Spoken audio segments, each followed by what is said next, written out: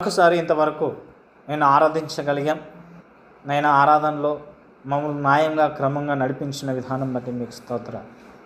తదుపరిగా నీ వాక్యాన్ని ధ్యానం చేస్తుండగా మీరే సహాయం మాకు అనుగ్రహించమని వేడుకుంటున్నాం. మా ఆత్మలు రక్షించే శక్తి కలిగిన వాక్యం చేత విరిగిన మా హృదయాలను తిరిగి కట్టమని వేడుకుంటున్నాం. నైనా మీ వాక్యం చేత మా హృదయాలు దర్శించండి, బాగుపరచండి, క్రమపద్ధతమైన జీవితాన్ని నేర్పించమని వేడుకుంటున్నాం. నైనా వింటున్న మీ పిల్లలందరినీ కూడా మీ దయగలస్థలకు అప్పగిస్తుండగా మీరే మమ్మల్ని నడిపించమని వేడుకుంటూ మా ప్రభును లోకరక్షకుడైన యేసుక్రీస్తు నామమున ప్రార్థించి వేడుకుంటున్నాం తండ్రి, ఆమేన్. మంచిదండి, మరొకసారి కూడి వచ్చిన మీ అందరికీ కూడా మన ప్రభును లోకరక్షకుడైన యేసుక్రీస్తు నామమున నా హృదయపూర్వక వందనాలు తెలియజేస్తున్నాను. రెండవదిగున వచ్చిన ప్రకటన నేను చేస్తున్నాను. మరి బాప్తిసం తీసుకోవడానికి కొంతమంది సిద్ధపడి ఉన్నారు. మరి నవంబర్లో బాప్తిసాలు ఇవ్వబడును కాబట్టి మీరు ఖచ్చితంగా ఎవరైతే తీసుకున్న వాళ్ళు ఉన్నారో వారు ఖచ్చితంగా సిద్ధపడవలసిందిగా మరొకసారి ప్రేమతో తెలియజేస్తున్నాను. రైట్, చిన్న మాట చదువుకుని మనం వాక్యంలోకి వెళ్ళిపోదాం. ప్రకటన గ్రంథము 3వ అధ్యాయము 19వ వచనాన్ని ఒకసారి చదువుకుందాం. ప్రకటన గ్రంథము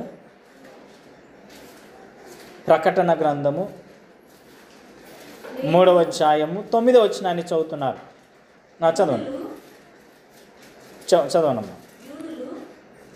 ప్రకటన గ్రంథము 3వ అధ్యాయము 19వ వచనం. నేను ప్రేమించు వారందరినీ గద్దించి శిక్షించుచున్నాను గనుక నీవు ఆసక్తి కలిగి మారు మనసు పొందుము. ఏమంటున్నాడు ఇక్కడ? ఎందుకు రాస్తున్నాడు ఈ మాటలు అంటే 7 సంఘాల కొరకు ఆయన ఈ మాటలు ప్రభువైన యేసుక్రీస్తు యోహాను గారి చేత రాస్తున్నాడు. పోయిన వారము విజయరాజన్న చెప్పాడు సంఘాల గురించి. తర్వాత మరి ధర్మ విరోధమైన మర్మం గురించి మాట్లాడుతూ మనం ఎక్కడైతే వదిలేశామో తిరిగి మరలా అక్కడనే మారు మనసు పొందాలి అన్నాడు ఆయన. మనం ఎక్కడైతే వదిలేశామో అంటే ఏది వదిలేశాము? ఆయన భక్తి.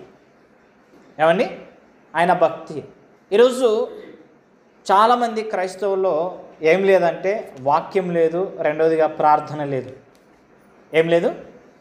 వాక్యం లేదు, ప్రార్థన లేదు. వాక్యము ప్రార్థన రెండు కలిసి ఉంటే మనం ఎక్కడ తగ్గించుకోవాలనో లేదా ఎక్కడ హెచ్చించుకోవాలనో మనకు తెలుస్తుంది. ఏమండి, నా మాట అర్థమవుతుంది కదా మీకు? ఓకే, మనము మిస్టేక్స్ చేస్తున్నామంటే దేవునికి భయపడిన వారిగా ఉన్నాం.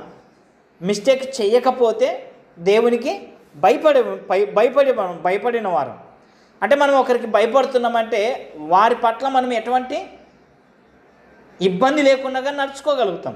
లేదు మనము మిస్టేక్ జరుగుతుంది అంటే మనము దేవునికి భయపడలేదు కాబట్టి మనం ఏం చేస్తున్నాం? ప్రార్థన ప్లస్ వాక్యము మిస్ అయిపోయింది. ఎక్కడైతే వాక్యము ప్రార్థన మిస్ అయిపోతుందో అక్కడ దేవుని సహవాసము సన్నిధి కోల్పోతాం. ఎక్కడైతే దేవుని సహవాసాన్ని కోల్పోతామో భక్తిహీనత వస్తుంది. ఆ భక్తిహీనత ఎప్పుడైతే మనకు ప్రారంభమవుతుందో అప్పుడు మనం లోకంలో కలిసిపోవడానికి కారణం అవుతుంది. అంటే మనం లోకంలో కలిసిపోతే ఎవరికి ప్రయోజనం? ఎవరికేం ప్రయోజనం లేదు. మనను కన్న తండ్రికి బాధ. ఎక్కడైతే మనం దిగజారిపోయామో అక్కడ మనము కూడా దాని ప్రమాదాన్ని ఎదుర్కోవాల్సి వస్తుంది. అందుకోసము ఆదిమ సంఘాల్లో వారి శిష్యులను, అపోస్తులు లేదా శిష్యులు కట్టిన సంఘాలకు లేఖ రాయించాడు. చివరిగా పరిశుద్ధ గ్రంథంతో లేదా ప్రకటన గ్రంథంతో భవిష్యత్తు ఎరిగిన దేవుడు కొన్ని మాటలు రాయించాడు. ఎఫెసులో ఉన్న సంఘానికి రాయించాడు. అదేవిధంగా స్వర్ణాలు ఉన్న సంఘానికి, పెర్గంలో ఉన్న సంఘానికి, తుయతైర సంఘానికి, ఏమండి సార్దీసు, ఫిలదెల్ఫియా, ఏమండి తర్వాత లవదోకియలో ఈ 7 సంఘాలకు రాయిస్తూ ఏమన్నాడంటే అన్నీ బాగున్నాయి. ఏం బాగున్నాయి? మీరు మంచి వాక్యం వినగలుగుతారు, మంచిగా ప్రార్థన చేయగలుగుతారు, మంచి శ్రమలు ఎదుర్కోగలుగుతారు, మంచిగా జీవించగలుగుతున్నారు, అయినను మీ మీద ఒకటి మోపవలసి వచ్చింది అన్నాడు. ఒక సంఘంతో ఒక తప్పు మోపాలనుకున్నాడు, మరొక సంఘముతోటి ఏమన్నాడు? కొన్ని తప్పులు మోపాలి అన్నాడు. ఎందుకు? కారణం ఎందుకు మోపాడు? మరలా మోపిందే కాదు, ఆయన ఏమంటున్నాడంటే తిరిగి మరలా మారు మనసు పొందండి అంటున్నాడు. ఏమండి? తిరిగి మరలా మారు మనసు పొందండి. ఇంకో వచనం కూడా చదువుకుందాము. ప్రకటన గ్రంథం 2వ అధ్యాయము 5వ వచనం కూడా ఒకసారి చదువుకుందాం. నీవు ఏ స్థితిలో ఉండి పడితివో అది జ్ఞాపకము చేసుకొని చాలండి. ఏమంటున్నాడు ఇక్కడ? నువ్వు ఏ స్థితిలో అయితే పడిపోయావో ఆ స్థితిని జ్ఞాపకం చేసుకో అంటున్నాడు. అంటే మనం ఏ స్థితిలో పడిపోయాం ఈరోజు? ఏ స్థితిలో పడిపోయామంటే, ఒకటి మనకు శరీర విషయంలో పడిపోయాము, రెండోది దేవుని సహవాసము లేకుండా పడిపోయాం. కాబట్టి మన కుటుంబంలో ఇన్ని శ్రమలు ప్రారంభమయ్యాయి. మన పిల్లలు మాట వినకడం లేదు. ఏమండి? మన మాట మన పిల్లలు వినడం లేదు. కారణం ఏంటి? ఎక్కడో మిస్టేక్ జరిగింది, ఏదో స్థితిలో మనం పడిపోయాము. మరి దాన్ని ఎలా చేసుకోవాలి? దాన్ని ఎలా ప్రారంభించాలి? తిరిగి ఎలా పొందుకోవాలి అంటే, దేవుని చట్టంలో ఆయన ఒక మంచి పద్ధతి పెట్టాడు. ఏమండి? ఈ లోకంలో చట్టంలో తప్పు చేస్తే శిక్ష విధిస్తారు.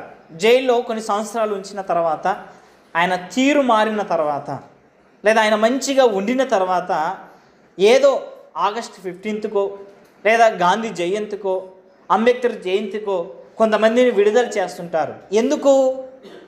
వారు వచ్చి సహజీవనం గడుపుతూ ఉంటారు.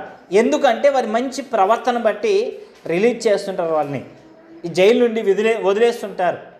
అలాగనే దేవుడు కూడా ఎవరైతే తప్పు చేస్తారో ఆ తప్పు తిరిగి మరలా ఎవరైతే పశ్చాత్తాపడతారో, మరలా నేను ఏ స్థితిలో అయితే మీరు పడిపోయారో మరలా అదే స్థితికి నేను తీసుకురాగలుగుతున్నాను అంటాడు ఆయన.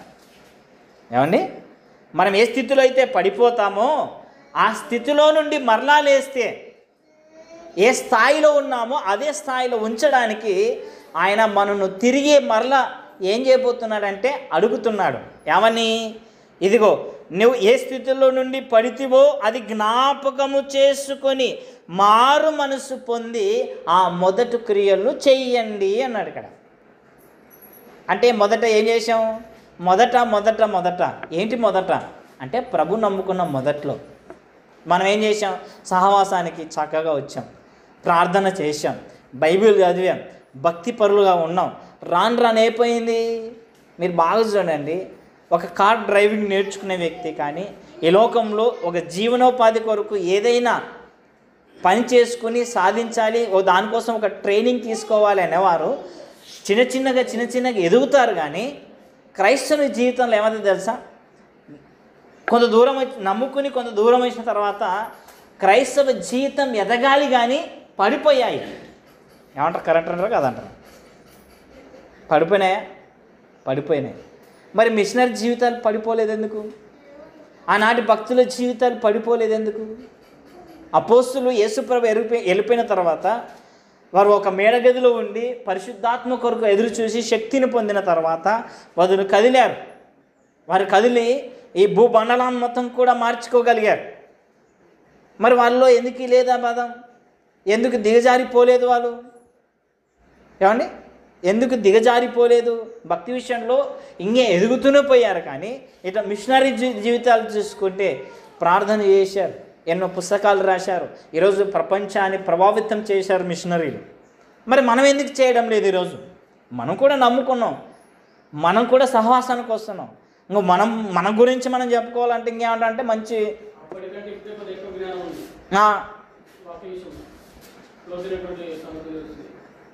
అప్పుడు వాక్యము పరిశోధన చేయాలంటే బైబిల్ అంతా చదవాలి. ఇప్పుడు ఒక మాట కొడితే ఆ మాట బైబిల్ ఎన్నిసార్లు ఉందో వచ్చేస్తుంది ఫోన్లో. అంటే దేవుడు టెక్నాలజీ మనకి ఇచ్చాడు. అంటే ఆధ్యాత్మికంగా ఆధునిక ప్రపంచంలో ఎదగవలసిన మనము ఏమైపోయామని తెలుసా? తగ్గిపోయాము. ఏమండి? తగ్గిపోయాం. తగ్గిపోవడానికి కారణం ఏంటో తెలుసా? మనము లోకాన్ని చూసి లోకాన్ని ఫాలో అవుతున్నాం కాబట్టి. ఏమండి? నిజమేనా? నిజమే. ఎందుకు? ఇదిగో పలాని హీరో ఇలా బ్రతికాడు, మనం కూడా ఇలా జీవిద్దాం. లేదా పలాని మోటివేషన్ స్పీకర్ ఇలా ఉన్నాడు, సక్సెస్ పొందుకున్నాడు, మనం కూడా అలా ఉందాం. లేదా పలాని హీరోయిన్ ఇట్లా చేసింది, ఇలా సక్సెస్ పొందింది, అట్లా నడుగుదాం. అంటే మనకి మాదిరి ప్రభు ఉన్నాడు. ఏమండి? లేడా? అందుకోసము నేను మొదటగా ఒక సంఘటన మీతో చెప్పుకున్నాను. ఏంది? సిగ్నల్ గురించి. ఎందుకు చెప్పాల్సి వచ్చింది తెలుసా? సిగ్నల్ గురించి దేవుడు ముందుగా చెప్పాడు. ఏమని? నువ్వు చెడిపోతే నీ పిల్లలు చెడిపోతారు, నువ్వు బాగుపడితే దేవుడు నీకు బాగుపడతారు. ఈరోజు దేవుని వాక్యం చెప్తుందంటే బుర్రకి ఎక్కుతలేదు. దేవుని వాక్యం చెప్పనీకపోతుంటే ఎక్కలేదు బుర్రకి. మరి ఏం చెప్పాలా? సోషల్లో జరుగుతున్న యాక్టివిటీస్ చెప్పాలి. ఇదిగో పలాని దేశం లేదా పలాని వ్యక్తి గురించి ఇలా మారాడు, ఇలా సక్సెస్ పొందుకున్నాడు, ఇలా పాటిస్తే వాళ్ళందరూ కూడా పాటిస్తున్నారు. ఎందుకు లోక విషయాలు తీసుకోవాల్సి వచ్చింది? ఇప్పుడు ఎప్పుడైతే మనము దైవాన్ని వదిలేసామో కాబట్టి లోక విషయాలు మనము తీసుకోవాల్సింది. ఎప్పుడైతే లోక విషయాలను ఫాలో అవుతున్నామో మన ఆధ్యాత్మిక జీవితం ఆధునిక కాలంలో ఏమైపోయింది? తగ్గిపోయింది. అందుకోసం దేవుడు మరలా ఏమంటున్నాడంటే, ఏ స్థితిలో నువ్వు పడిపోతావో మరలా జ్ఞాపకం చేసుకో అంటున్నాడు. మారు మనసు పొందు. మరి మారు మనసు పొందకపోతే చదువుకుందాం. రోమపత్రిక అపోస్తలుడైన పౌలు రోమీయులకు రాసిన పత్రిక 2వ అధ్యాయం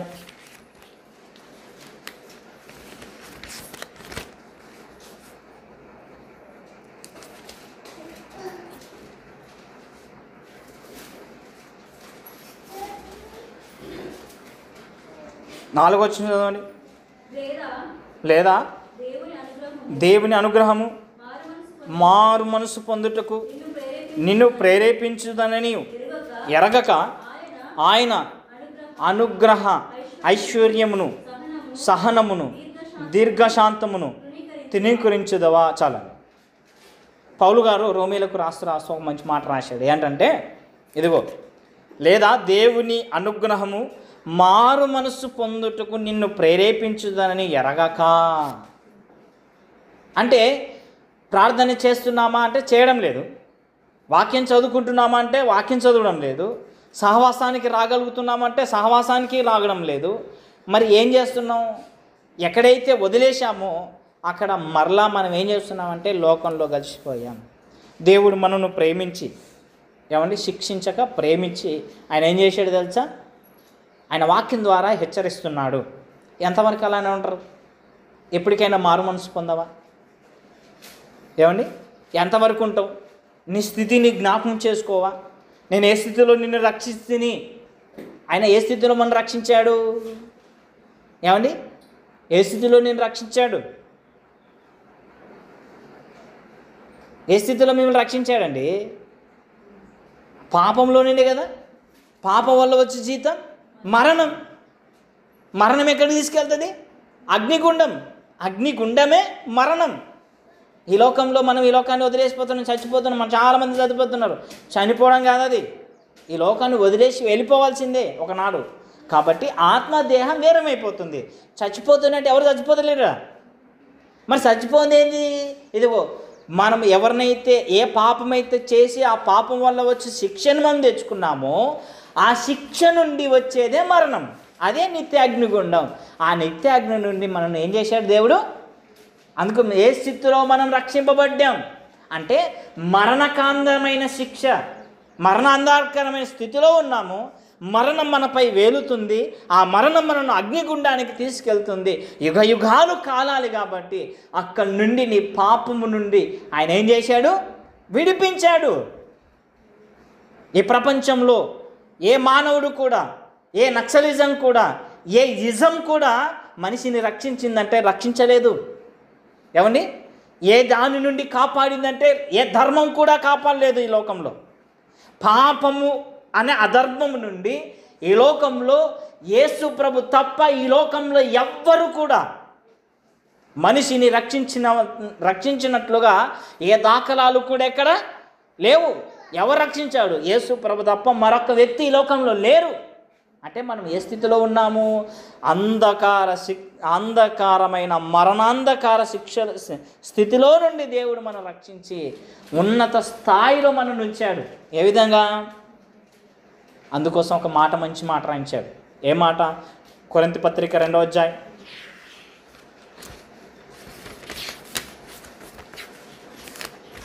అపోస్తలుడైన పౌలు కొరింథీకి రాసిన 1వ అధ్యాయం 2వ వచనం చదవండి.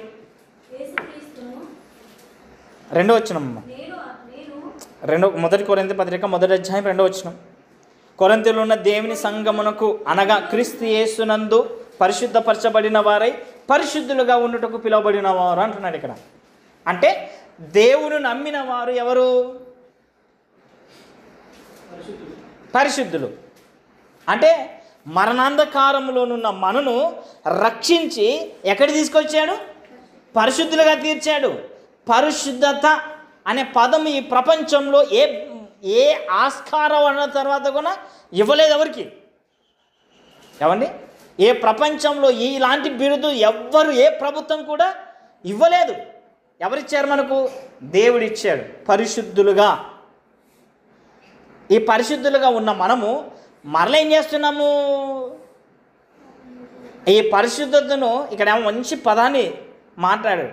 కొరింథీలో ఉన్న దేవుని సంఘమునకు అనగా క్రీస్తు యేసునందు పరిశుద్ధపరచబడిన వారై పరిశుద్ధులుగా ఉండుటకు పిలువబడిన వారు. అంటే ఒకసారి పరిశుద్ధపరచబడ్డాం అంటే ప్రభు రక్తం చేత కడగబడ్డాం, పరిశుద్ధులుగా మార్చాము. ఈ పరిశుద్ధతను కంటిన్యూషన్ అంటే ప్రతిరోజు కూడా ఏం చేయాలంట? కొనసాగించుకోవడానికి పిలువబడ్డాం మనం ఇప్పుడు. మరి కొనసాగుతుందా? నీ పరిశుద్ధత, నా పరిశుద్ధత ప్రతిరోజు కూడా కాపాడబడుతుందా? ఎవరు కాపాడతారు? ఏమండి చెప్పండి. మనం కాపాడుకోవాలన్నా కాపాడతాడా? చెప్పండి. రైట్, మనమే కాపాడుకోవాలా. ఒక స్టెప్ మనం వేస్తే దేవుడు 10 స్టెప్పులు వేపిస్తాడు. ఆయన పిలిచినవాడు నమ్మదగినవాడు అనంట. ఎక్కడ మనని మోసము చెయ్యడు. మోసము చేసినట్ల ఏ దాఖలాలు కూడా కనపడవు మనకు. ఏ భక్తునైనా మోసం చేసినట్టుగా లేదు. ఎక్కడ ఎప్పుడు ఆయన ప్రేమించుకుంటూనే పోయాడు. ఆయన ప్రేమ ఈ ప్రపంచంలో ఏ మానవుని కూడా, ఎలాంటి స్థితిలో ఉన్నవాడిని కూడా మార్చగలిగిందే ఆ ప్రేమ. ఆ ప్రేమ చూపించి మనను పరిశుద్ధంగా ఉండాలి అంటున్న మనము ఈరోజు ఆ పరిశుద్ధతను దినదినము కోల్పోతున్నామే తప్ప కాపాడుకుంటలేము, దాన్ని అభివృద్ధి చేసుకుంటలేము. కారణం ఏంటి? మనకున్న అజ్ఞానం. ఏ అజ్ఞానం ఇది? ఆధ్యాత్మిక ఏమంటే ఆధునిక ప్రపంచంలో ఈ ఆధ్యాత్మిక జీవితాన్ని పెంచుకోవాలి కానీ అజ్ఞానంగా ఈరోజు మనం ఏం చేస్తున్నామంటే మన భక్తి జీవితాన్ని మనమే కూల్చేసుకుంటున్నాము. ఎందుకు? అజ్ఞానం. ఎవరు చెప్పండి విన్నావా? వినం. మనం ఏదైనా సలహా చెప్పామనుకోండి వినం. ఎందుకు? నువ్వు చెప్పేది ఉంది నాకు. ఏమండి ఉదాహరణకు ఒక మాట చెప్తాను మీకు, మీరు ఆశ్చర్యపోయే మాట చెప్తాను. బైబిల్లో స్త్రీల గురించి ఒక మంచి మాట చెప్పారు. ఏమని? అమ్మ ముసుగులు వేసుకోండి అని. ఈరోజు ఎవరు ముసుగులు వేసుకుంటున్నారు? సరిగ్గా వేసుకుంటున్నారా? అర ముసుగు వేసుకుంటున్నారు చాలామంది ఉన్నారు. అయితే ఇప్పుడు ఏం చేయాలి? ఇప్పుడు అరగుండు కొట్టేయాలి అందరికీ. అంటే ఇప్పుడు ఏమైంది? ముసుగులు వేసుకోవడం ఫ్యాషన్ లేదు, ఇప్పుడు తీసేయడం ఫ్యాషన్ అయింది ఇప్పుడు. అంటే ఒకటే మాటలు మనకు అర్థమవుతుంది మనం ఏ స్థితిలో ఉన్నాం. ఇప్పుడు పురుషుల గురించి మాట్లాడుతున్నాం. పురుషులు ఎలా ఉండాలి? నీట్గా, డిగ్నిటీగా, మాదిరి కలిగి జీవించాలి. క్రమంగా ఉడిపోతున్న ఎంట్రుకలకి బోడుగును కప్పుకోవడానికి ఇగ్గు ధరిస్తున్నారు చాలామంది. మళ్ళీ వారు ఎవరు తెలుసా? ఇంటర్నేషనల్ స్పీకర్స్ అండి. మాకేం చేస్తారు, మాదిరి ఇంత గంప పెట్టుకునేటాడు నెత్తి మీద, ఏంటిది ఎంటుకలు. మరి ఇట్లా అంటే పూర్తి ఉడిపోతుంది కదా, మన ఇట్లా అంటే విగ్గు ఉడిపోతుంది కదా, మరి ఏం చేయాలి, దాన్ని ఇట్లా సరి చేసుకోవాలన్నమాట. అలాంటి వారిని మళ్ళీ ఈ ప్రపంచము, ఈ క్రైస్తవ ప్రపంచం ఏం చేస్తుంది తెలుసా, సింహాసనం మీద కూర్చోబెట్టింది. అలాంటి వారిని పిలుచుకుని వాళ్ళు మీటింగ్ చేస్తారు. ఏం మాదిరి ఉండదు అలాదో, ప్రార్థన జీవితం ఉంటే కదా, భక్తుల మాదిరి మనం తీసుకుంటే కదా మనం కూడా భయపడతాం. ఏమండి, పౌలు గారికి బట్నెత్తుందంట, మీకు తెలుసా? నిజమండి. ఏలీషా గారికి ఏముంది, బట్నెత్తి ఉంది. అరే బట్నెత్తి ఉంటే దాన్ని కప్పుకోవడానికి 6 నెలలకు ఒకసారి 20,000 30,000 పెట్టేవాళ్ళు చాలామంది ఉన్నారు క్రైస్తవులు. అంటే మనకు మాదిరి ఆడుంది. ఇటు స్త్రీలకు మాదిరి లేదు, పురుషులు మాదిరి లేరు. అంటే మనం ఏం పెడుతున్నాం, ఆధునిక ప్రపంచంలో ఆధ్యాత్మిక జీవితాన్ని ఎదిగించాలి కానీ, ఎదగాలి కానీ ఏమైపోతుంది ఏమండి చెప్పండి. ఒక 5 సంవత్సరాల నుంచి ఇప్పటివరకు టెక్నాలజీ మారిపోయింది, చాలా మారిపోయింది. ఒకప్పుడు ఏదైనా తెలుసుకోవాలంటే పుస్తకాలు చదవాలి, ఇప్పుడు ఏదైనా సమాచారం కావాలంటే ఒక జస్ట్ ఇలా రాసి టైప్ చేసి, లేదు టైప్ చేసుకునే అవసరం లేదండి, అడిగితే ఏ గూగుల్ అంటే మొత్తం సమాచారం ముందే తెచ్చిపెడుతుంది. ఏ దేశం ఏంటి, ఏ భూభాగం ఏంటి, ఏ సముద్రం దీవులు ఉన్న ప్రతిదీ కూడా బయట పెట్టేస్తుంది. అంటే అంతగా ఆధ్యాత్మికంగా ఎదిగాం కానీ, ఆధునికంలో ఎదిగాం కానీ ఆధ్యాత్మికంగా మనం ఇంకా ఎదగలేదు కాబట్టి మనం ఏం చేస్తున్నాం, ఇంకా లేదు, కుటుంబానికి మాదిరి లేదు. అందుకోసం అదండి, అందుకోసం దేవుడు ఏమంటున్నాడు తెలుసా, ఎప్పటికైనా మరలా ఒకసారి జ్ఞాపకం చేసుకుని మారు మనసు పొందండి. ఇప్పుడు మళ్ళీ చదువు రోమపత్రిక 4వ అధ్యాయము 2వ అధ్యాయము 5 చదివారు కదమ్మా, ఒక నిమిషం, 4 చదివారు, మీరు 5 చదువుతున్నారు, చదవండి. మీ కాంఠీన్యమును మార్పు పొందని నీ హృదయమును అనుసరించి ఉగ్రత దినమందు, అనగా దేవుని న్యాయమైన తీర్పు బయలుపరచుబడు దినమందు నీవే ఉగ్రతను సమకూర్చుకొనుచున్నావు. ఏం చేస్తున్నారు ఇప్పుడు, నీ కాఠిన్యమును మార్పు పొందని హృదయమును అనుసరించి. ఏమండి, మార్పు చెందనా ఏముంది, కాఠిన్యం అంటే కఠినమైన హృదయం. ఎలా వచ్చింది ఈ కఠిన హృదయం గురించి మనం వినగానే మనకు ఎవరు కనపడతారు, ఫరో గారు కనపడతారు. ఆయన ఏం చేశాడో తెలుసా, 6 సార్లు తన హృదయాన్ని కఠినపరుచుకున్నాడు. ఎన్నిసార్లు, 6 సార్లు ఆయన హృదయాన్ని కఠినపరుచుకున్నాడు. 4 సార్లు దేవుడు హృదయాన్ని కఠినపరిచాడు. అంటే దేవుడు మనం ఏదైతే చేస్తామో దేవుడు అదే చేస్తాడు. పండు తినొద్దు అన్నాడు, తింటుండే ఆపాడా, ఆపలేదు. తినొద్దు నాయనా అన్నాడు, తినను చస్తావురానా అన్నాడు. మరి ఇప్పుడు ఏం చేయాలా, ఆ పండు నేను తింటే సస్తానని ఆదాముకి తెలివి ఉండి తినకపోయి ఉంటే ఆదాము ఈజ్ ఎ గ్రేట్, అబ్రహాం కంటే ఆదాము గ్రేట్. మానవ జీవితానికి లేదా మానవ మనగడకు ఆదాము గారు మొదటివాడు. కానీ విశ్వాసులకు తండ్రి ఎవరంట, అబ్రహాం అయిపోయాడు.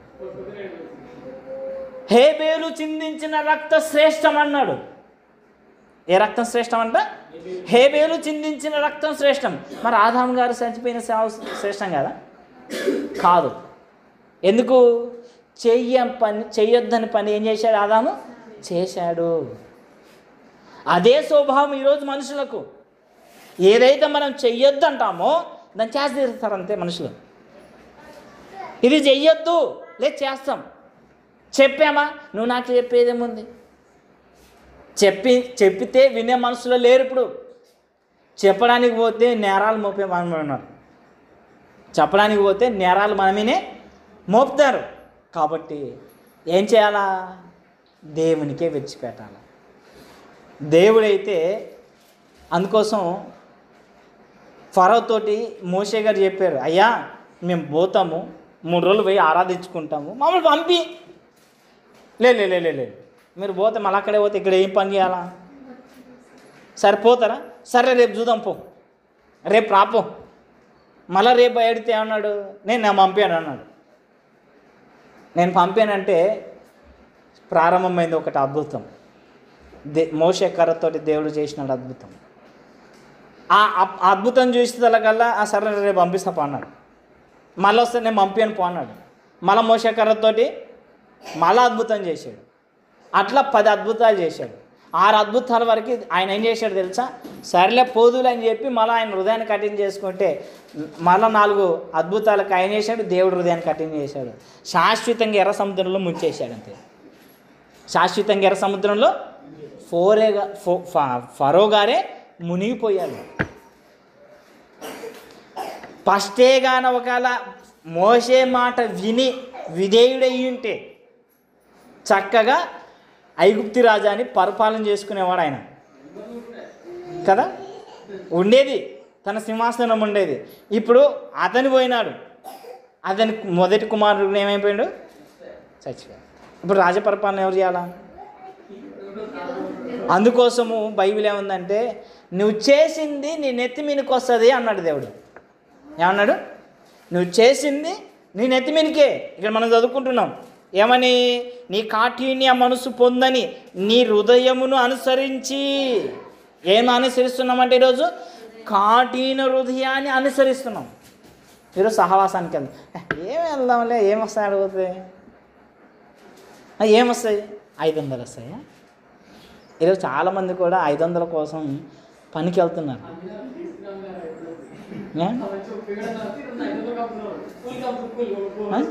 నేను ఒక మాట చెప్తాను, సరే 500 మీరు సంపాదించుకున్నారు కదా, ఏ కష్టంలో ఉన్నారో సంపాదించినారు 500? ఆదివారం సహవాసం విడిచిపెట్టి నీ చేతులతోటి ప్రభు బల్ల పుచ్చుకోవాల్సిన వాడివై నువ్వు ఈరోజు వెళ్ళి నీ చేతుల ద్వారా నీ శరీరానికి కావలసిన వస్తువుల కొరకు పనిచేస్తున్నావు కదా, ఈ 500 తెచ్చుకున్నావు, ఏం చేసినావు దాని ద్వారా?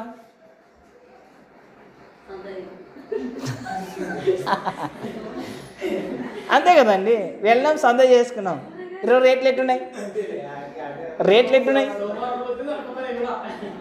500 తెలుసా మీకు? నాకైతే 500 విడిపిస్తే మధ్యాహ్నం లోపల అయిపోతుంది నాకు.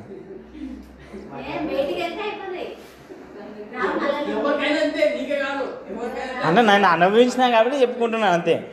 అంటే ఈరోజు మనం సంపాదిస్తున్న డబ్బులు మన కడుపుకి అంటుతున్నాయంటే లేదు, నిజంగా అండి.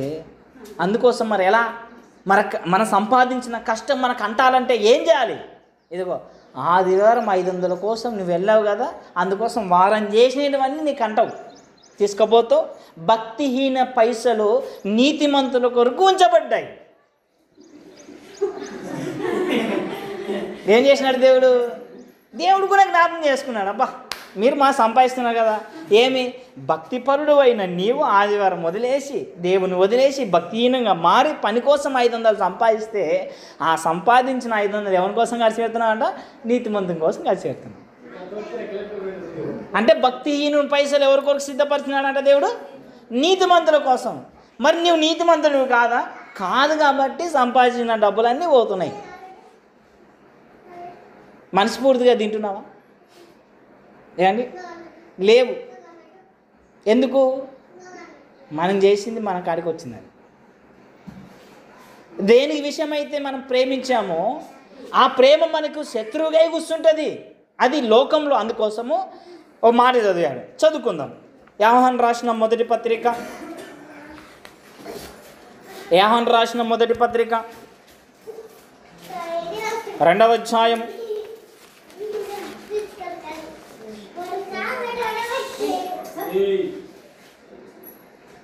యోహాను రాసిన మొదటి పత్రిక 2వ అధ్యాయము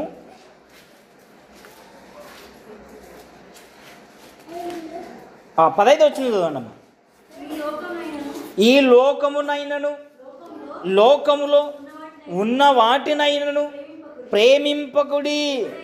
ఎవ్వడైనను లోకమును ప్రేమించిన ఎడల తండ్రి ప్రేమ వానిలో ఉండదు. ఏమంటే ఏం చెప్పాడు? ఒక మంచి మాట చెప్పాడు.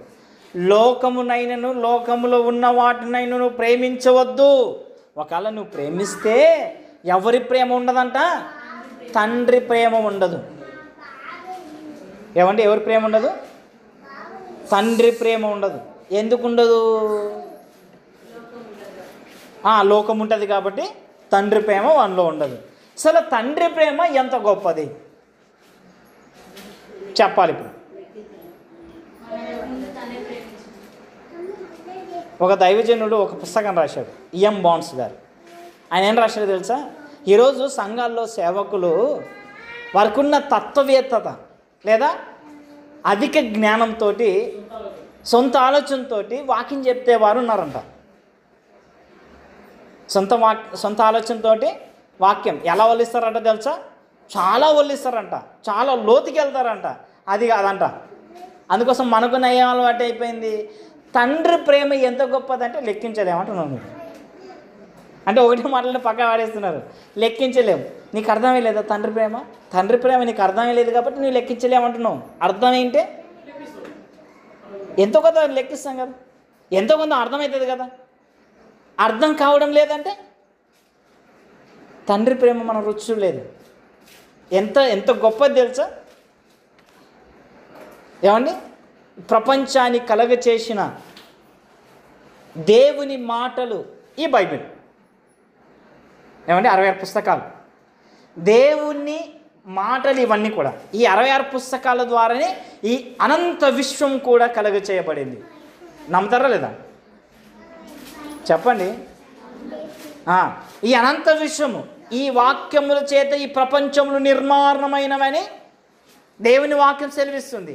అంటే 66 పుస్తకాలు దేవుని వాక్యము మొత్తం కూడా దేవుని ప్రేమతో విముడి ఉన్నాయి అంతే.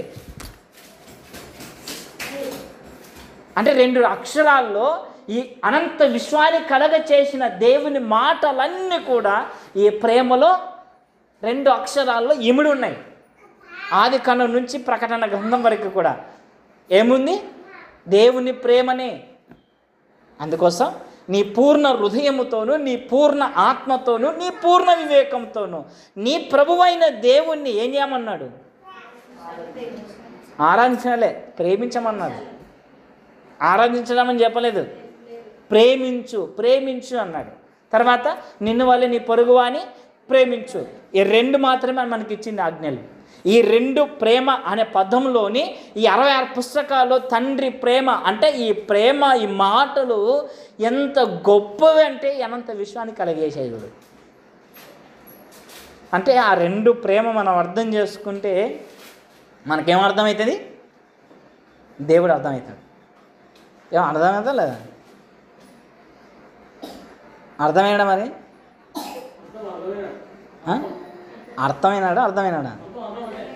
అర్థమైనాడా? అర్థం కాలేదైతే అర్థం అంటే సగమే అర్థమైంది మనకు. అర్థంలో అర్థం నిజమే. అంటే మనం ఏ స్థితిలో ఉన్నాము? పడిపోయిన స్థితిలో ఉన్నాం కాబట్టి మనకేం తెలియదు. ఇంకా పడిపోయిన స్థితిలో ఉన్నవారు ఏం చేస్తారు? అజ్ఞానంగా బ్రతుకుతూ ఉంటారు. ఏదైనా మనం సలహా చెప్పినా కూడా తీసుకోరు. ఎందుకు? వారికి ఉన్నది అజ్ఞానం. నువ్వు దేవునిలో ఉన్నాడు, బలంగా ఉన్నా, నేను ఇట్లా ఉన్నా అట్లా ఉన్నా ఇట్లా ఉన్నవాడు చెప్పుకున్న వ్యక్తి మరలేం చేస్తుంటాడు? మిస్టేక్సే చేస్తుంటాడు. అంటే మిస్టేక్ చేస్తున్నామంటే ఏం చేస్తున్నాం అంటే మనం ఒక మైండ్లో ఉన్నాం, ఒక ట్రాన్స్లో ఉన్నాం. నేను కరెక్ట్గా ఉన్నాను, నేను కరెక్ట్గా ఉన్నావు, కరెక్ట్, నేను కాదంటలేను. మరి ఇదేంటి? మళ్ళీ చేసే పనులేంటి? ఏదో ఎక్కడ మిస్టేక్ ఒకటి ఏదో జరుగుతుంది అంటే మనం ఎక్కడ లేము, ఆయన సన్నిధానంలో లేము. కాబట్టి ఆయన సన్నిధానంలో ఉండాలి అంటే ఏం చేయాలి? ఏం చేయాలండి? చెప్పు శ్రీరామ్, ఏం చేద్దాం?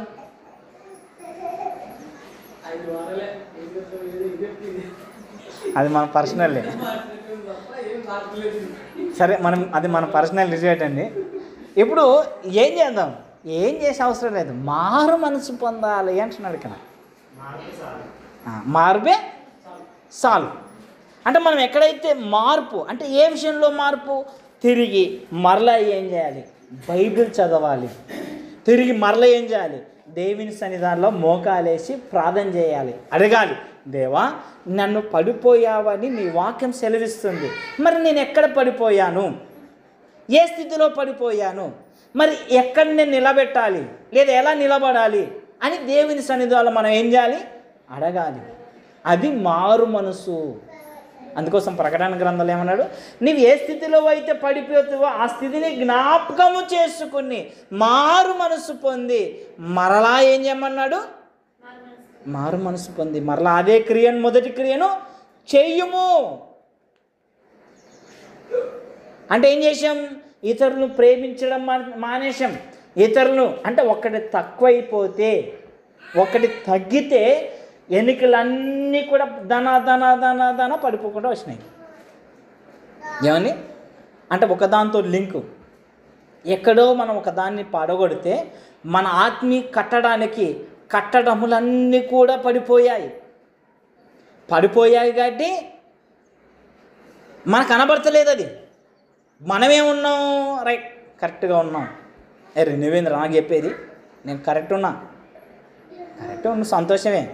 కానీ ఒకసారి ఆగి ఆలోచన చేస్తే నా ఆత్మీయ కట్టడం సరిగా ఉందా లేదా అని పరిశోధన చేసుకుంటే అది పడిపోయిందా, కట్టబడుతుందా లేదా కూలిపోయిందా మనకు అర్థమవుతుంది. మనం తిరిగి ఆలోచన చేయకుండా మనం అలాగనే ముందుకు పోయామనుకోండి. అందుకోసం రోమపత్రికలు ఏమంటున్నాడు? నీ కాఠిన చదవనమ్మా, మళ్ళీ చదవండి. నీ కాఠినమును మార్పు పొందని నీ హృదయమును అనుసరించి ఉగ్రత దినమందు అనగా దేవుని న్యాయమైన తీర్పు బయలుపరచుబడు దినమందు నీకు నీవే ఉగ్రతను సమకూర్చుకొందువు. ఏం చేసినామంట? మనమే ఉగ్రతను సమకూర్చుకుంటున్నాం. అంటే రాబోయే తీర్పు మనపైకి రాబోతుంది. ఇంకా ఏమండి? తీర్పు రాబోతుంది. తీర్పు మామూలు విషయమా? కాదు. జాగ్రత్త. ఒకప్పుడు ఆ తీర్పు నుండి బయలుపరచడానికి యేసుప్రభు ఈ లోకానికి వచ్చి ఆ తీర్పు కోసం తన ప్రాణం పెట్టాడు. ఆ తీర్పులోకి వెళ్లకుండా రక్షించాడు. రక్షించి సంఘంలో చేర్చాడు. ఆ సంఘంలో చేర్చబడిన మనము ఈరోజు మనం ఎలా ఉన్నాం? మరలా అదే ఉగ్రతను సంపాదించుకుంటున్నామా? ఆ తీర్పునే మనం సంపాదించుకుంటున్నామా? అందుకోసం మన హృదయ కాఠినమును ఏం చేయాలి? మృదుపరుచుకోవాలి. మన హృదయాలు కఠినంగా చేసుకోకూడదు. మన పట్ల ఎవరైనా తప్పు చేస్తే వాళ్ళతో మాట్లాడకూడదు. మాట్లాడకూడదు. వాళ్ళు మనపై నన్ను అంటాడు అలా అని పోన్లే మనిషిపై కోపం పెట్టుకుని మాట్లాడకుంటే బాగుంటుందేమో. మనిషిపై కోపం పెట్టుకున్నవలసిన వారు ఆఖరికి వచ్చి ఏమేసిన దేవుని మీద తిరుగుబడుతున్నారు. దేవుని అసహించుకుంటున్నారు. ఆఖరికి ఎవరిని ఆశ్రయించుకుంటున్నారు? మన హృదయం కాఠినమే మనని ఏం చేస్తుందంటే దేవుణ్ణే ప్రశ్నించేవారిగా చేస్తుంది. దేవుని ఎవరిని ప్రశ్నిస్తారు? బుద్ధిహీనుడు ప్రశ్నిస్తాడంట, నాస్తికుడు ప్రశ్నిస్తాడు, హేతువాది ప్రశ్నిస్తాడు. ఎవరిని? దేవుణ్ణి. ఈ లోకంలో దేవుని ప్రశ్నించే దొమ్మ ఎవరికైనా ఉందా? హేతువాది ప్రశ్నిస్తాడంట దేవుని. అలా ఎందుకు ప్రశ్నిస్తారు? అలా దేవుణ్ణే నువ్వు చూడలేదు, దేవుని ఎట్లా ప్రశ్నిస్తావు? వాని మూర్ఖత్వం అది. నాస్తికుని మూర్ఖత్వం ఏంటో తెలుసా? ఈరోజు నేను దేవుని ప్రశ్నిస్తాను. తనగా ప్రశ్నించినావు? సో దేవుడు కనబడినాడా? లేదు. నాస్తికునికి దేవుడు అర్థం కాలేదు.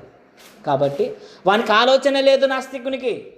వాడేమంటే తెలుసా, నేను ఈరోజు ఆలోచన చేశాను, 1500 కోట్ల దినాల వరకు నేను ఆలోచన చేశాను అన్నాడు.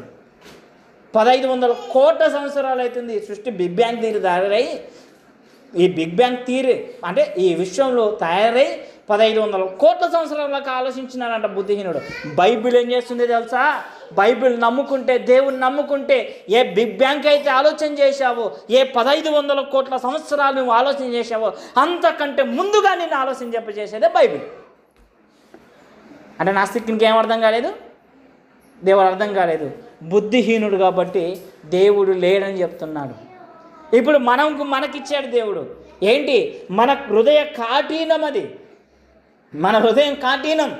ఆ కాఠినాన్ని పక్కన పెట్టి మృదపరుచుకొని ఇప్పుడు ఏం చేయాలి, దేవుని కొరకు నమ్మకంగా బ్రతుకుతూ, దేవా మమ్మల్ని జీవింపజేసేది నీవు తప్ప ఈ లోకంలో ఎవరు లేరు, నువ్వు తప్ప మాకు సహాయం చేసేవాడు ఎవరూ లేరు. అందుకోసం దావీదు గారు ఒక మంచి మాట రాస్తాడు, భూమాకాశులు కలగజేసి సృజించిన యెహోవా నీవు తప్ప మాకు నీ నామమునే మాకు సహాయము కలుగును అంటాడు. ఎవరి నామమున సహాయం కలుగుతుందంట, యేసు నామములోనే. దేవుడు నామము, ఆయన ఎవరు, ఈ భూమి ఆకాశములు కలగచేసిన దేవుడు. ఈ భూమి ఆకాశం కలగజేసిన దేవుడు మాత్రమే సహాయము చేయగలిగిన వాడు ఈ లోకంలో. మనకి సహాయం, ఏం సహాయం కావాలా, ఏం సహాయం కావాలి, పాపము నుండి విడిపించబడాలి. పాపము నుండి విడిపించి ఈ లోకంలో బ్రతికినంత వరకు కూడా మనల్ని కాపాడి ఆ జాగ్రత్తగా ఏం చేయాలి, దేవుడు పరలోకానికి నడిపించాలి. అంటే ఇప్పుడు ఏం చేయాలి, మనం కూడా ఆయనకు సహకరించాలి.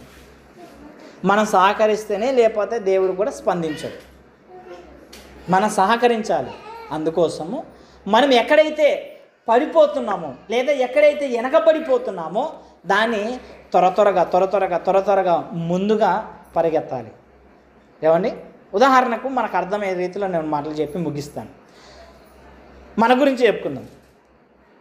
10:30కు ప్రార్థన, కానీ మనం ఏం చేస్తున్నాం, కొంతమంది 10:40కి వస్తున్నారు, కొంతమంది 10:50కి వస్తున్నారు, కొంతమంది 11కి వస్తున్నారు, కొంతమంది 11:15కి వస్తున్నారు. అంటే ఏమైపోయింది, ఇప్పుడు దీన్ని ఫుల్ఫిల్ చేయాలి. అంటే ఏం చేయాలా, అంటే ఏం చేయాలి తెలుసా, శనివారమే ప్రార్థన చేయాలి. దేవా మరి నేనైతే మిస్ అయిపోతున్నా, ప్రారంభ ప్రార్థనకి మిస్ అవుతున్నా, పాటకు మిస్ అవుతున్నా, నీ వాక్యానికి మిస్ అవుతున్నా, ఆరాధనకి మిస్ అవుతున్నా. కొంతమంది కొన్నిసార్లు రొట్టె విరిచిన తర్వాత కూడా వస్తున్నారు. అంటే నీ బల్ల మా ప్రభువుని జ్ఞాపకం చేసుకునే స్థితిని కూడా మేము మిస్ అయిపోతున్నాము అని ప్రార్థన చేయాలి. ఎప్పుడు శనివారమే ప్రార్థన చేయాలి. మరి ఏం చేయాలా, దేవుడు ఒక సలహా ఇస్తాడు. ఏదైనా ప్రార్థన చేసి నన్ను అడిగావు కదా, మరి ఆదివారం ఎన్ని గంటలకి, 10:30కు ప్రార్థన. మరి ఎన్ని గంటలకు బయలుదేరాలా, 9 గంటలకు బయలుదేరాలా. 9 గంటలకు బయలుదేరితే రీచ్ అవుతాం మనం కూడా.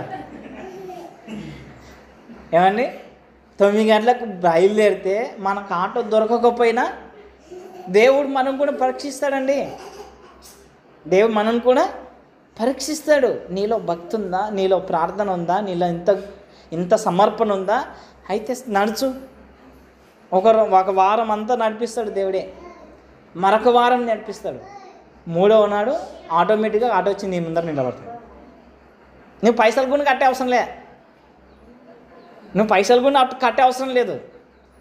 ఎవరో ఒకరు, అక్క ఏడికి వెళ్తున్నావు, అక్క మందిరానికి వెళ్తున్నావా, రండాక నేను ఆడ తింటా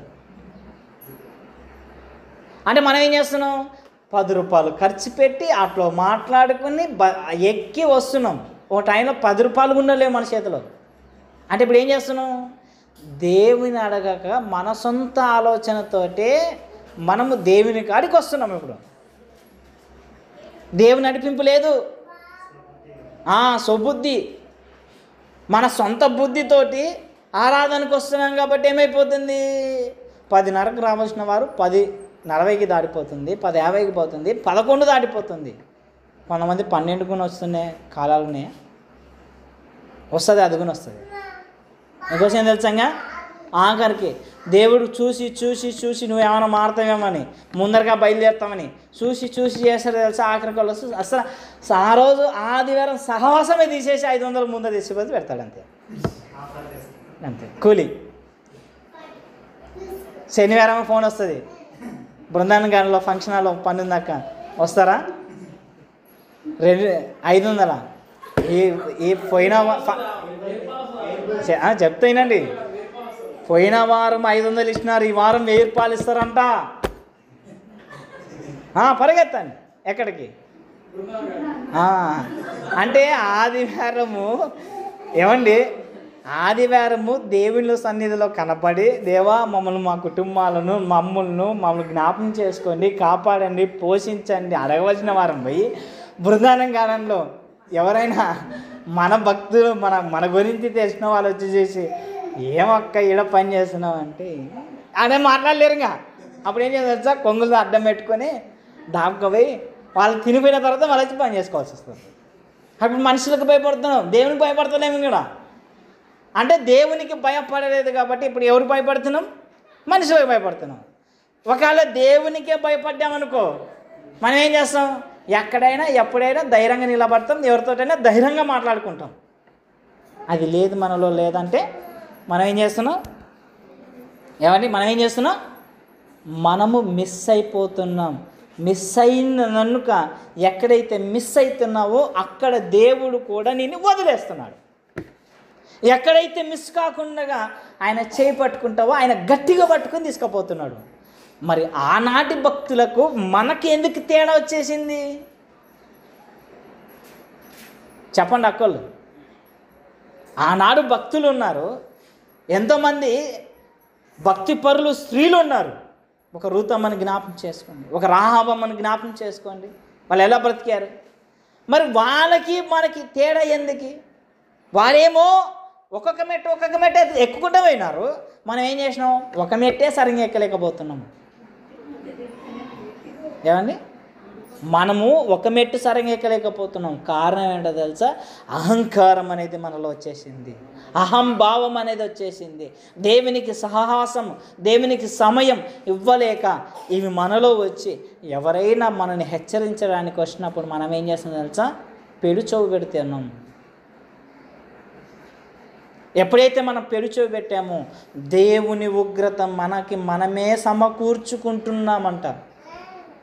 దైవజనుడు జాన్ బెన్నియన్ గారు, ఎవరు? జాన్ బెన్నియన్. ఆయన 1500 సంవత్సరంలో ఉన్నాడు. ఆయన ఎవరు? యాత్రికుని ప్రయాణ పుస్తకం రాశాడు జాన్ బెన్నియన్. ఆయనేనా కాదా? ఆయనే. మరి ఇట్లా చూస్తున్నారు మీరు, చదివే పుస్తకాలు, పుస్తక పురుగులు చెప్పాలి మీరు. అంటే ఆయన ఒక మాట రాశాడు. ఆయనకు ఒక చర్చిలో ఒక గంట కొట్టడానికి అవకాశం ఇచ్చినారంట.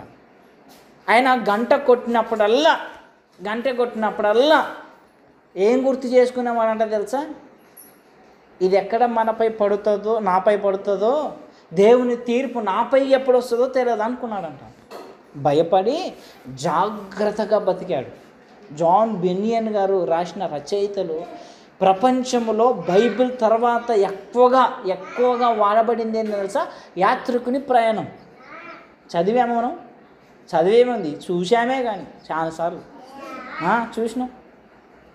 యాత్రికుని ప్రయాణం సినిమా చూసినాం కదా, మనం ఇక్కడ వేసుకునే చూసినాం, అది కూడా పోయింది. దేవుడు కూడా నాయస్తుడే. నేను పాటలు చూస్తున్నారు, పాటల ప్రకారంగా బ్రతుకుతున్నామా? లేదు. మీకు మీరేంది చూసి ఏముంది? పోయి చూపి 300తోటి అయిపోయేది ఏకంగా 2500 అవుతుంది అంట దానికి ఖర్చు. నాతో డబ్బులు లేవు, చేపియాలంటే కూడా లేవు నాతో కూడా. నాకు అనిపించింది మనం ఒక రుచి చూస్తున్నాం, మన హృదయం మార్పు చెందుతలేదు. మీకు ఎందుకులే అన్నాడు దేవుడు. అంతే, నిజమే. కొన్ని అనుభవించి నేను చెప్పగలుగుతున్నాను. దేవునికి దూరంగా ఉండి దేవుడిచ్చే నష్టాలను అనుభవించి, అరే మనమే నష్టపరుచుకున్నాం ఇన్నాళ్ళు, అలా నష్టపరుచుకోకూడదంటే దేవునిలో కరెక్ట్గా బ్రతకాలి. అదే మారు మనసు, మరలా ఏ స్థితిలో అయితే పడిపోయామో అదే స్థితిలో నిలబడడానికి ప్రయత్నం చేయాలి. అలా నిలబడితేనే దేవుడు కూడా మనను నిలబెడతాడు. లేదు మీ ఇష్టం మీది నా ఇష్టం నాదంటే దేవుడు కూడా ఏమంటాడు, మీకు ఇష్టం వచ్చినట్టు నడుచుకోండి. అందుకోసం అబ్రహాము ధనవంతుడితోటి పాతాళంలో ఒక మాట అంటాడు, తండ్రివైన అబ్రహామా నన్ను జ్ఞాపకం చేసుకో, లాజరు పంపి అంటే ఏమంట తెలుసా, నీకెందుకు లాజరు పంపించాలా కాదు, నీ బ్రతుకునే దినములన్నీ నువ్వు ఎలా బ్రతికావో జ్ఞాపకం చేసుకో అన్నాడు అక్కడ. అంటే పాతాళంలో అడిగినా సహాయం రాదు. అంటే బ్రతుకున్నప్పుడు నీ బ్రతుకు దినములన్నీ నువ్వు ఎట్ట గడిపావు, ఎట్లా జీవించినావో ఒకసారి జ్ఞాపకం చేసుకో. అంటే ధనవంతుడు ఎవరి కొరకు బ్రతికాడు, తన కొరకే బ్రతికాడు. కాబట్టి మనం కూడా ఈరోజు ఎవరి కొరకు బ్రతుకుతున్నాం, మన కొరకు మనమే బ్రతుకుతున్నాం. కాబట్టి మనము ఏదైతే బ్రతుకుతున్నామో దేవుడు కూడా అదే ఇస్తాడు. లాజరు ఏం చేశాడు, ఉన్న కొద్దిగా అయినా దేవుని కాడ అడిగాడు, దేవా నా స్థితి ఇది, చచ్చిపోయాడు. దేవదూతలు వచ్చి తీసుకెళ్ళి అబ్రహాం రొమ్మున అనుకున్నాడంట. అబ్రహాం రొమ్మున అనుకున్నాడు. మరి చనిపోయిన తర్వాత మనం పరదేశులకు వెళ్తామా, పాతాళానికి వెళ్తామా? ఎక్కడికి వెళ్తావు చెప్పండి? మన అన్ని మన చేతుల్లో పెట్టినాడు దేవుడు. అందుకోసం దేవుడు నమ్మదగినవాడు. ఆయనకి పేరేంటి, నమ్మదగినవాడు. నీకు ఇష్టమా, ముందరికి వెళ్ళు. ఇష్టం లేదా ఆగిపో, నేను చేయబట్టుకుని నడిపించాను అంటే దేవుడు. అంతే. నువ్వు నడుస్తావా, నడిస్తే నా మహిమ చూస్తావా అన్నాడు. నేను నడిస్తే నా మహిమను చూస్తావు, లేదు అంటే నా రకానికి చూస్తాం. కళ్ళు మూసుకొని ప్రార్థన చేసుకున్నాం. మహాపరిశుద్ధులు అయిన మా ప్రియ పరమ తండ్రి, నైనా ఇంతవరకు మీ కృపచేత మీ దయచేత మమ్మల్ని జ్ఞాపకం చేసుకొని చక్కటి వాక్యాన్ని వినిపింపజేశాం. నైనా మేము తిరిగి మరలా మారుమనసు పొందాలి అన్నాం. నైనా నిజమే, ఆధునిక ప్రపంచంలో ఆధ్యాత్మికంగా మేము ఎలా ఎదగాలో మీరే కనికరించండి, కృప చూపండి, సహాయం దయచేయండి.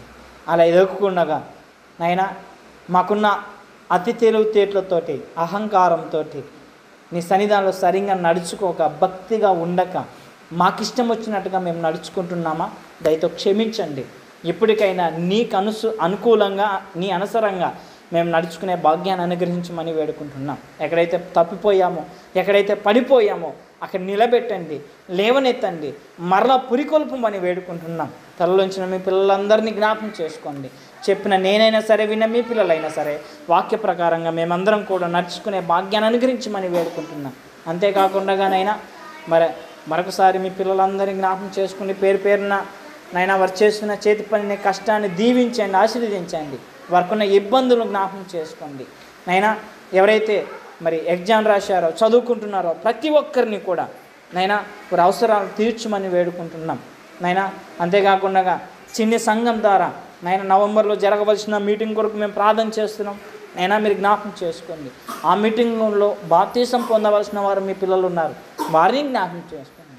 నైనా ఈ విధంగా సంఘం తరపున జరుగుతున్న కార్యక్రమాల కొరకు మేము ప్రార్థన చేస్తున్నాం.